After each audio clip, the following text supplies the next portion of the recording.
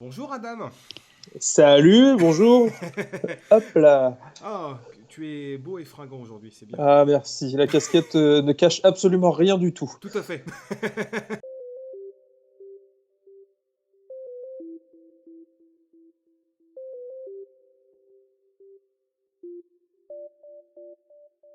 Eh bien, bonjour. Je m'appelle Adam, j'ai 32 ans et je suis l'auteur et l'éditeur du jeu de cartes Improv, le jeu qui t'apprend l'impro pour de vrai. La première question qui me venait à l'esprit, c'est comment tu as créé ce jeu?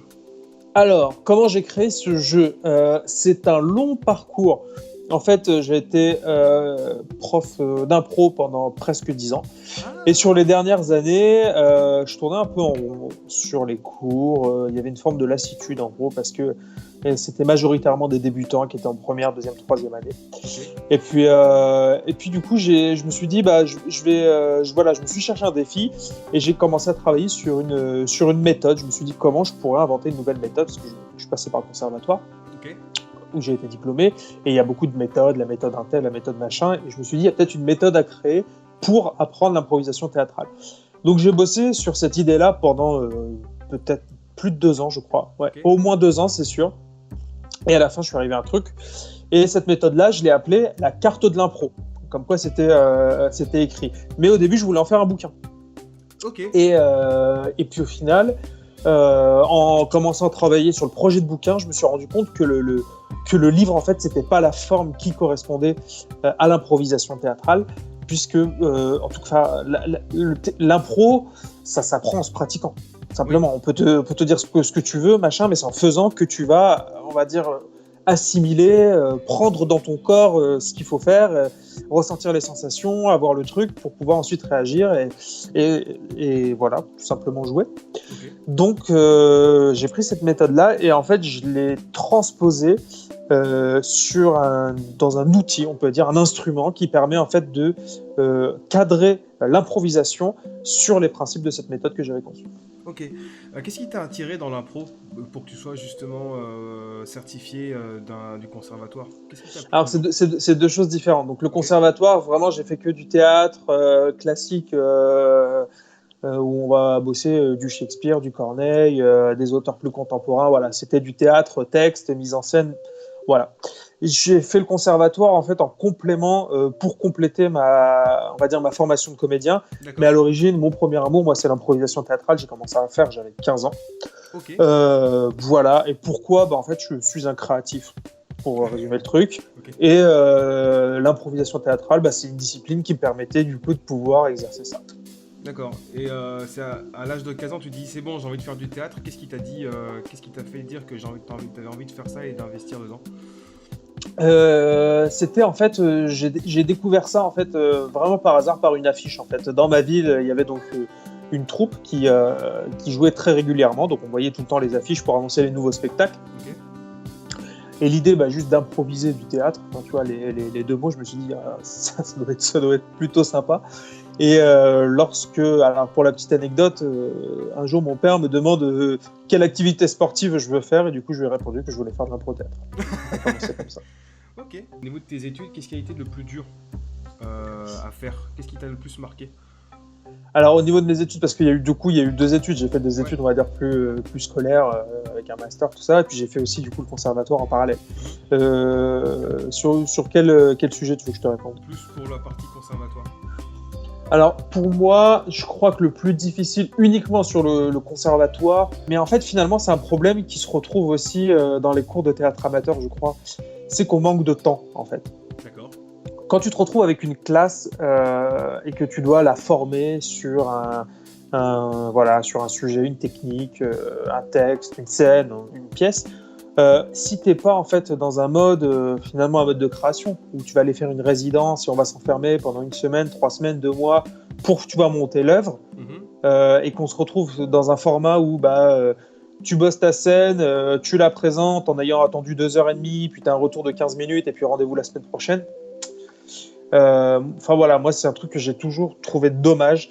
Et c'est aussi en fait, mais ça je m'en suis rendu compte en le faisant que c'était une réponse qu'apportait un prof. Ok. C'est-à-dire que pareil que dans un cours de théâtre classique, en cours de théâtre d'impro, bah on va jouer nos scènes, on va faire nos exercices, on va avoir des retours. mais finalement, on n'a pas de moyen de pratiquer plus, et en fait de manière réelle, c'est-à-dire en progressant en dehors du cours. Donc si on n'a pas les camarades de jeu, et si on n'a pas le prof à disposition, en fait finalement on est contraint d'attendre. Okay. Et un prof en fait vient se situer là-dedans. Le jeu n'a pas du tout la vocation de remplacer les profs de théâtre, pas du tout, mais en fait c'est un outil qui vient se mettre en complément entre deux cours et qui permet du coup de continuer à pratiquer et de progresser en fait quand on veut. D'accord. Comment ça se pratique justement l'impro ? L'impro, comment ça se pratique ? Ça se pratique de manière improvisée, c'est-à-dire que tu n'as pas de texte. Ouais, déjà. L'impro, si tu veux, c'est comment t'expliquer ça ? Déjà, c'est beaucoup de culture. Je pense qu'il faut être très cultivé, il faut avoir un max de culture, et c'est aussi une discipline pour laquelle, pour moi, que je trouve qu'elle est vraiment très noble, c'est que c'est une discipline qui t'incite tout le temps à te cultiver plus, qui t'incite à te cultiver sur comment sont construites les histoires, comment sont construits les personnages, comment s'articule une relation entre deux personnages, comment va évoluer un scénario, comment va évoluer un personnage. Donc finalement, moi j'ai des souvenirs et puis finalement c'est un truc que j'ai toujours et qui je crois me quittera pas maintenant vu tellement j'ai fait d'impro, c'est-à-dire que quand je vais lire un bouquin, quand je vais regarder un film, en fait je vais être dans un mode analytique pour comprendre comment tout ça s'est construit, pour ensuite du coup avoir cette connaissance-là et pouvoir la réutiliser dans le cadre d'une improvisation théâtrale. D'accord. Et il y a un truc, c'est qu'on est obligé en fait d'avoir un canevas, on est obligé d'avoir finalement une langue commune pour qu'on puisse construire ensemble. Alors le mot langue, je pense que c'est un terme qui est un peu galvaudé, mais faut qu'on faut qu'on s'écoute et faut qu'on avance ensemble. Et du coup, faut avoir en gros, si tu veux, pour moi, un catalogue de références culturelles sur lesquelles tu peux t'appuyer pour faire avancer ton histoire. Et est-ce que c'est... toi, comment tu le prépares justement tes activités d'impro, justement à tes classes ? Eh ben justement, alors quand j'étais prof, parce que maintenant je le suis plus, quand j'étais prof, j'étais justement en train de me baser sur quelles sont ces connaissances, quel est ce bagage qui est nécessaire pour pouvoir construire de belles impros. Et du coup, l'idée, c'était un peu de découper les éléments et de se dire, aujourd'hui, on va travailler sur ce point précis-là et on va du coup faire des exercices où on va s'exercer à maîtriser ce petit point de technique, en fait, on va dire. Les cours duraient quoi généralement ? 1 heure, 2 heures ou plus ? Plutôt 2 heures. Plutôt 2 heures ? Ah oui, donc c'était des bons cours. 2 heures, ouais. Oui, et puis, moi, c'est ce que je donnais comme cours. J'ai souvent fait des cours qui duraient, du coup en tant que comédien, qui duraient 4 heures. Ah oui, d'accord. Mais en 4 heures, tu vois quoi ? C'est pas trop long ? Enfin, c'est pas trop... Bah, pour le coup, moi je trouve que c'est la meilleure formule, parce que t'as le temps, en fait. T'as le temps de creuser un exercice, t'as le temps d'avoir des retours, t'as le temps d'écouter, et t'as le temps de beaucoup pratiquer, en tout cas le plus possible. D'accord. Actuellement, donc, du coup, tu n'es plus professeur. Tu as du coup monté ta structure Ijou Board Game Studio, si je ne dis pas de bêtises. C'est ça, Ijou. Tu peux l'appeler Ijou. Donc, Improv a été ton premier jeu. Et quels ont été les retours quand tu l'as montré, proposé aux personnes qui ont pu y jouer, justement ? Alors, ça s'est fait vraiment au fur et à mesure. Pour le coup, on pourrait presque dire que c'était une impro, cette histoire, puisque... à l'origine, en fait, il y avait un concours de création de jeux de société dans ma ville. Et j'y suis allé, j'ai participé. Et puis, du coup, j'avais cette méthode que je maîtrisais parce que je l'avais conçue, mais que j'avais jamais pris le temps de concevoir. Je me suis dit, là, je vais le faire. En fait, en gros, c'était un concours, c'était une game jam, donc on était vraiment fermé pendant 48 heures. Et on faisait que ça. Donc, en fait, j'ai pris ces 48 heures-là, en fait, et puis j'ai bossé à transposer ma méthode en un jeu.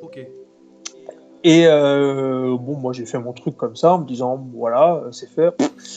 Et là, dans le jury, en fait, dans les gens qui sont venus, parce qu'à la fin, donc, on présentait nos jeux au public, il y a 2 auteurs professionnels qui sont venus et qui du coup ont découvert le jeu. Et les mecs sont venus me voir en me disant là, tu tiens quelque chose. D'accord. Et je me suis dit ok. Donc ça m'a poussé à creuser le truc. Donc je suis reparti avec mon jeu que j'avais fait en 48 heures. Je l'ai bossé pendant, je sais plus, peut-être 6 semaines, 2 mois, à avoir plein de gens, à le faire essayer, à le revoir. Donc c'est vrai que la version qu'il y avait, et puis la version finale est forcément Plus abouti, oui. beaucoup plus aboutie, voilà, c'est ça. Et je me suis dit, bon, on va voir en fait. Donc le jeu est fait, et puis je le lance. Et puis les retours en fait ont été plutôt bons, Ok. pour le dire. Le jeu, si tu veux, il est complet. Et dans le sens où il est complet, il est complexe à prendre en main. Mais une fois qu'il est pris en main, le truc marche. C'est-à-dire que la méthode elle est OK, et la méthode, si tu la comprends, en pratiquant, du coup, tu vas progresser. Et j'ai même des comédiens, du coup, même qui m'envoient des messages pour me dire qu'ils utilisent, par exemple, le jeu pour faire 1 ou 2 parties avant un spectacle, histoire de se chauffer pour se mettre dedans, ou la veille. Ouais. Je suis vraiment très content de ça. Donc voilà, c'est je pense le défaut qui a été dit, c'est que c'est compliqué, mais en même temps, je veux dire, un prof, c'est un instrument qui est sérieux. Oui. C'est-à-dire que quand tu le pratiques, tu progresses réellement. C'est pas juste un jeu d'apéro où on va te sortir des cartes avec fais la vache, toi tu fais le policier, et puis vous faites une scène, c'est la vache et le policier. On est au-dessus de ça. L'idée, c'est vraiment d'intégrer des mécaniques de jeu. Et pour moi, un prof, c'est vraiment beaucoup plus un outil pédagogique qu'un jeu de divertissement. D'accord. Parce que justement avec l'autre joueur, la première fois qu'on a fait la première partie, c'est vrai que on a eu un tout petit peu du mal à se mettre dedans, enfin même moi, plus moi en particulier. Et c'est vrai que c'est même l'autre joueur qui l'a fait remarquer, c'est que à chaque fois que tu vas dire ta réplique, faut qu'on voit si on doit te mettre un point ou pas. Si dès que le point a été mis en question, tu reprends du coup ta propre réplique pour pouvoir refaire Exactement. etc. Alors c'est vrai qu'au début c'était un peu compliqué, puis après on s'est dit mais attends, ce qu'on va faire c'est qu'on va oublier cette règle là et on va juste se baser sur les cartes exploration pour définir le cadre de la scène en question, donc le lieu, l'objectif commun et la relation qu'on a avec le partenaire. Et on se base que sur ça et on n'utilise que les cartes inspiration. Et finalement, on a fait des trucs sympas, quoi. On a fait genre une scène où on était un couple dont un va demander une demande en mariage, l'autre veut justement rompre sa relation, tu vois, mais ça fait des trucs abracadabra. Et tu vois, juste partir de ça, c'était beaucoup plus facile du coup pour nous pour inventer une histoire. Même si effectivement tout est fait avec les cartes développement, les cartes malus, etc. pour nous aider à mieux construire nos répliques, à mieux nous imaginer, à mieux nous projeter. C'est vrai que ça aidera plus. Mais dès que tu as compris ça tout de suite, tu peux juste partir avec un minimum de cartes et tu pars direct, quoi. C'est ça ce qu'on avait fait. Exactement. Bah là, pour te répondre à ça, je te dirais que c'est le but d'improv. Okay. Le but d'improv, c'est que tu n'en aies plus besoin. Ok. Pour moi, le jeu a réussi à partir du moment où tu sais improviser une histoire qui tient la route sans utiliser le jeu. Parce que le jeu, en fait, est là pour te cadrer. Et quand je te dis que le jeu, il est complet, c'est-à-dire que pour quelqu'un, donc j'imagine que toi, tu as peut-être un peu d'expérience en improvisation théâtrale. Zéro. Bon. Mais j'ai jamais fait de cours d'impro, j'ai juste fait du théâtre, que ce soit au collège. Et puis récemment, quand j'étais sur Dakar, on avait un prof de théâtre qui nous apprenait à mieux utiliser notre corps, du coup. Et à chaque fois qu'il y avait les impros qui débarquaient, moi je partais direct parce que je voulais d'abord m'entraîner un peu plus sur le théâtre plutôt que de faire des cours d'impro. Donc là, en fait, c'est la première fois. Voilà. Ok. Alors en fait, ce qu'il faut se dire, c'est que le jeu permet de comment formuler ça. En fait, le jeu, il t'apporte tout. Ok. C'est-à-dire que c'est vraiment un truc. Si tu veux vraiment aller dans le truc de manière approfondie, tu prends le jeu en entier et tu le truc. Et la partie de débat qui est lourde, moi je le reconnais le premier, hein, la partie de débat elle est lourde, mais c'est une partie qui est nécessaire pour l'acquisition pour moi de ce bagage technique et culturel dont je te parlais, de compréhension de l'autre, etc. Donc en fait ça fait autant partie du jeu que la création de l'histoire, dans la démarche pédagogique. Mais maintenant derrière, si tu veux pas utiliser ça ou si tu n'en as pas besoin, en fait le jeu te le permet. Et dans ton cas, l'utilisation que vous en avez faite, c'est-à-dire que vous avez uniquement utilisé le socle de l'histoire, qui est par contre pour le coup ça c'est indiscutable, c'est nécessaire. Pour moi, il n'y a pas de début d'histoire s'il n'y a pas ce socle-là, et c'est ce que vous avez vu. Vous avez pris le socle, une fois que le socle était maîtrisé, votre histoire elle a démarré. Voilà. Et après, si vous voulez aller plus loin, en gros, augmenter la qualité de la construction de votre histoire, vous pourriez être emmené à utiliser les parties, peut-être d'abord partiellement, entièrement, comme vous voulez. En fait, l'idée après, c'est voilà, le jeu te donne tout et après, tu en fais ce que tu veux pour pouvoir progresser. C'est en ça que du coup, je le considère vraiment comme un instrument Ouais, pédagogique. effectivement, c'est ça que c'était assez intéressant. Et puis, ouais, c'est vrai qu'après, et puis ça se joue, enfin, l'autre avantage, c'est qu'il se joue hyper rapidement. Parce que nous, on s'est vraiment basé sur le nombre de tours, 8 tours, 12 tours, etc. Mais dès que tu es à 2 joueurs, bah, c'est super rapide en fait. Après, tu enlèves justement cette limite de tours, et puis dès que l'autre n'a plus de réplique ou n'arrive plus à imaginer son personnage dans la situation actuelle, bah, hop, on va dire que la partie est terminée, quoi. Mais c'est vrai que là, un gros avantage, c'est que ça se joue super vite, ouais. Ouais, c'est sûr. Ça peut se jouer super vite, parce que vous y avez joué super vite. Moi, j'ai des souvenirs de parties où on avait fait par exemple des 12 tours, donc qui est le plus long. Et sur les débats, entre les répliques, on se lâchait rien. C'est-à-dire que vraiment, c'était vraiment le débat, tu vois, genre le gros débat, Ok. quoi.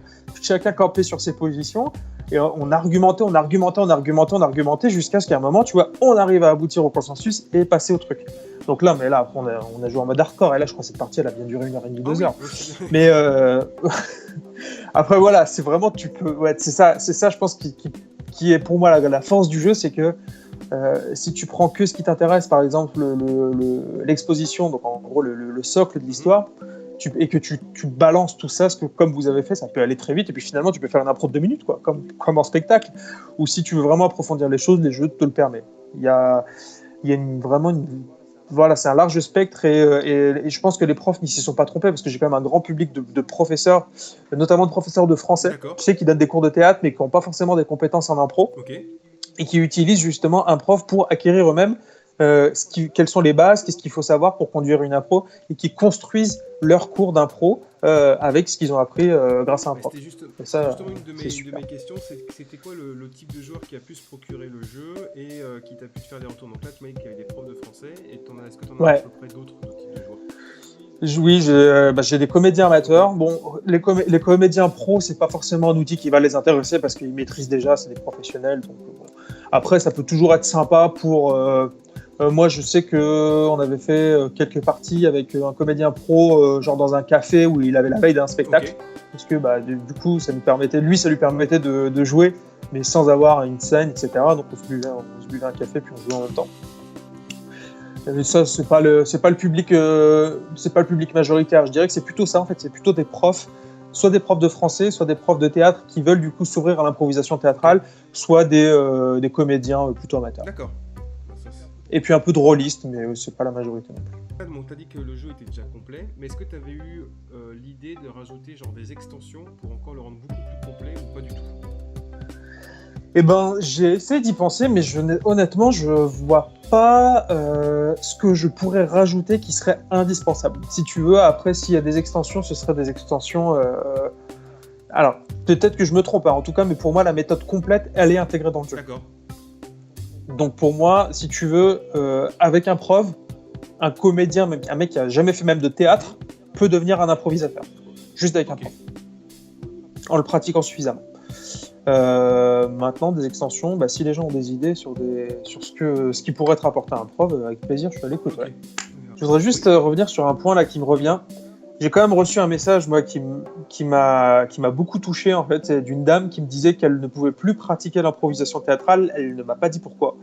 Et en gros, elle m'a dit qu'un prof du coup lui avait permis de pouvoir continuer à jouer. D'accord. Ah, ça c'est super gentil. Non, c'est touchant ça. Ouais, ça m'a pas mal marqué. C'est touchant. Du coup, je sais plus quoi dire moi. Ça fait combien de temps que Ijou existe? Alors, Ijou existe officiellement depuis septembre 2019. Donc, ça fait vraiment que quelques mois. Un prov existe depuis un petit peu plus longtemps. Puis, c'était un truc que je faisais de côté, en fait. C'était annexe à mon activité principale. Alors, est-ce que Ijou me permet d'en vivre? Alors, non. Mais Ijou était en passe, en tout cas s'approcher de la possibilité que j'en vive avant le confinement. Ah bon, comme pratiquement tout le monde, alors. Voilà. Donc, bon, on va voir comment les choses se passent. On continue. En tout cas, de toute façon, ce qui est sûr, c'est que Ijou continue. Ça, c'est indiscutable. Est-ce que tu as voulu faire Ouais. d'autres jeux dans l'univers du théâtre aussi? Ou pas du tout? Non. Non, parce que ce que je cherche à faire, c'est pas... En fait, si tu veux, je cherche à proposer des choses qui apportent vraiment quelque chose. Ok. Il y a des tas J'ai regardé, hein, tu vois, il y a des trucs qui existent, mais si c'est pour faire on va dire un jeu d'apéro sur le théâtre d'impro, si tu veux, en fait, j'en ai tellement fait que j'ai pas envie de faire ça, Ouais. tout simplement. Donc après, moi, je suis passionné par tout ce qui va être interaction et game design, ce qui est des choses qu'on retrouve finalement dans l'improvisation théâtrale. Voilà, j'ai aussi une passion pour l'informatique. De fait, si tu prends les interactions, le jeu, la construction d'histoire et l'informatique, ça donne le jeu vidéo.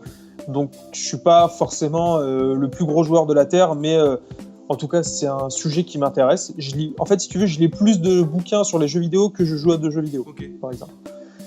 Et du coup, le pendant de tout ça, finalement, ça a été le jeu de cartes. Où je me plais à dire que c'est du jeu analogique. Ce que tu m'as dit la dernière fois, c'était que tu pars sur un modèle type manga. Est-ce que tu peux le développer un peu plus? Alors, il y a plusieurs choses. C'est sur le modèle de la ligne éditoriale d'Ijou, c'est-à-dire qu'Ijou ne produit uniquement que des jeux de cartes, sur un format qui est très précis. C'est le format 56 cartes, et ne produit rien d'autre. Et pareil pour le tarif, c'est un tarif unique, c'est 9,99, sauf pour un prof qui est un petit peu différent. Et donc, je me base en fait en gros sur un modèle manga, dans le sens où il y a une contrainte de format, comme sur le manga, et il y a un tarif unique, puisque en gros les mangas c'est tous autour de 7-8 euros. Ok, oui.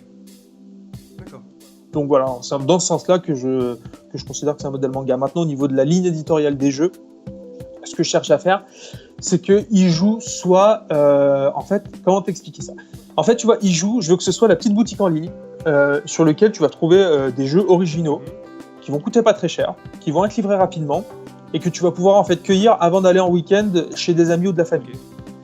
Et l'idée, c'est quand tu arrives, tu as un jeu dans la poche pour pouvoir, après le repas ou à l'apéro, ramener même les petits autour de la table et puis qu'on joue tous ensemble et que ce soit aussi intéressant pour les grands.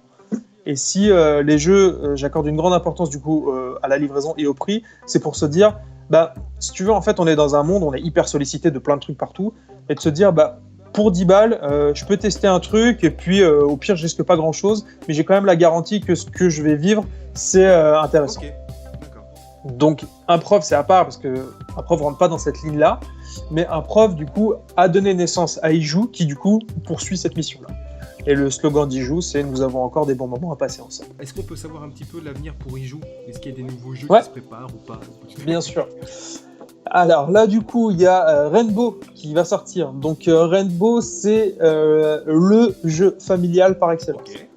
C'est en fait, je suis parti du Uno, qui est le jeu pour moi, qui est le jeu de cartes universelles familial. Et je me suis lancé un défi. Je me suis dit, est-ce que tu es capable de créer un jeu qui concurrence le Uno, qui arrive au moins au même niveau que lui? Ok. Et du coup, ça a donné Rainbow. Ah j'ai hâte de tester ça, tiens. Ça peut être bien. Et donc, il est en précommande actuellement donc sur i-joue.com. Il est en cours de fabrication. J'ai reçu les bons à tirer que j'ai validés là il y a quelques jours. Donc, il va arriver maintenant dans quelques semaines. Donc, si les gens veulent le commander, dès que je le reçois, ça part à l'expédition. Je mettrai un lien genre au-dessus de ta tête là, i-joue.com et tout. Ok. Ça marche. Ça marche. Rainbow et ok. Et Your Fighter. Your Fighter, oui. Qui va sortir du coup au mois de septembre. Ça aussi, je l'attends avec impatience. Eh ben, ça marche. Et pareil, tu peux le précommander aussi. Ok, ça marche. Et dernière question. Est-ce que tu as un dernier mot de la fin, à peu près? Allez, je te laisse le mot de la fin. Merci pour cette invitation. Merci pour ta vidéo aussi. C'était hyper intéressant du coup de voir un retour. Enfin, moi, je suis super demandeur de ça, donc ça me fait super plaisir de voir des gens qui prennent le temps de, aussi bien tu vois toi dans une vidéo que de m'écrire pour me partager leur expérience, bonne ou mauvaise. Et du coup, je suis très content de tout ça. Qu'est-ce que je peux te dire de plus à part te dire merci? C'est chouette, la vie elle est belle. Cela aussi passera, la situation. Je pense qu'il faut aussi s'en rappeler un moment. On a vécu des trucs pires au niveau de l'humanité. Là, on est dans le creux de la vague. Peut-être qu'on n'est pas totalement dans le fin fond du creux, mais dans tous les cas, c'est là aussi passera. Et puis, il n'y a rien qui est intangible. Exactement. Tout est en mouvement Je suis continuellement. d'accord avec ça. Je suis d'accord. Eh ben, merci beaucoup, Adam. Merci à toi.